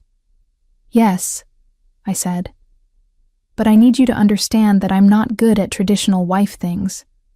I won't always recognize when you need emotional support. I'll forget anniversaries. I'll probably care more about my plants than about social obligations." "I'm not looking for a traditional wife," Dante replied, sliding the ring onto my finger. "I'm looking for you, exactly as you are. Brilliant, honest, occasionally terrifying in your directness. My Meadow, who saves poisoned strangers and throws botanical weapons at armed men." "That does sound like me," I admitted. We married in September, exactly 1 year after Dante had crashed through my greenhouse door dying. The ceremony was small, just Sophia, Maria, who had grown to appreciate what Dante was building, Agent Chen, who'd become an unexpected friend, and Dante's cousin Lucia, who'd saved my plants. No churches, no formal venues. We stood in the greenhouse among the plants that had brought us together, exchanging vows we'd written ourselves. I promised to cultivate our relationship with the same care you cultivate your plants, Dante said, to provide the conditions for growth, to protect against threats, to appreciate the beauty in each stage of development. I promised to approach our marriage systematically, I replied, gathering data, adjusting protocols, optimizing outcomes. To value your complexity, respect your past while building our future, and occasionally remember that not everything needs to be analyzed before being experienced. Sophia, serving as our flower girl, whispered loudly, "Are they always this weird?" "Always," Maria whispered back, but she was smiling. That winter, our first year fully established, the business took off. Word spread about our specialty medicinals, our sustainable practices, our educational content that made complex botany accessible. We hired 2 part-time employees to help with cultivation and shipping, both of whom learned quickly that I had specific systems that needed following precisely. Dante threw himself into the business development side, with the same strategic brilliance he'd once applied to less legal ventures. He was, I discovered, exceptionally good at relationship management, something I would never master but deeply appreciated in a partner. Sophia spent her school breaks with us, gradually transitioning from visitor to part of our household. She had her own small greenhouse section now, growing what she called friendly plants, herbs and flowers that were beautiful without being dangerous. "Though I want to learn about the dangerous ones too," she informed me seriously, "because you said we need to understand dangerous things to stay safe from them." That's exactly right. I was teaching her to identify local toxic plants, the same way my mother had taught me. Knowledge is protection. One evening in late January, as heavy snow blanketed our property and transformed everything into pristine white silence, Dante found me in the greenhouse. I'd been working with my datura collection, carefully extracting seeds for next season's planting. "You're thinking about something," he observed, reading my body language with the fluency he'd developed over our time together. "About trajectories," I admitted. "How small changes in initial conditions create vastly different outcomes. A year and a half ago, if you'd told me I'd be married to a former mafia boss, running a botanical business in Montana, helping raise his daughter, I would have said the probability was statistically impossible. And now? Now I understand that probability calculations don't account for human choice." I set down my work, turning to face him fully. "Every day we choose this. Choose each other. Choose this life. Choose to be better than our past suggested we could be." He pulled me close, and I let myself fully lean into his warmth, into the steady rhythm of his heartbeat that I'd learned to find grounding. "Do you regret it?" he asked. "Giving up your old sanctuary for this?" I thought about my Newark greenhouse, that safe, lonely space where I'd hidden from the world for 15 years. Thought about the predictable, isolated existence I'd built there. "I don't regret it," I said finally. The old sanctuary was beautiful, but it was also a prison I'd built for myself. This... I gestured around us at the greenhouse we'd repaired together, at the life we'd constructed from fear and necessity, and eventually love. This is real sanctuary, not a place to hide from the world, but a place to engage with it on our own terms. "Together," Dante added. "Together," I agreed.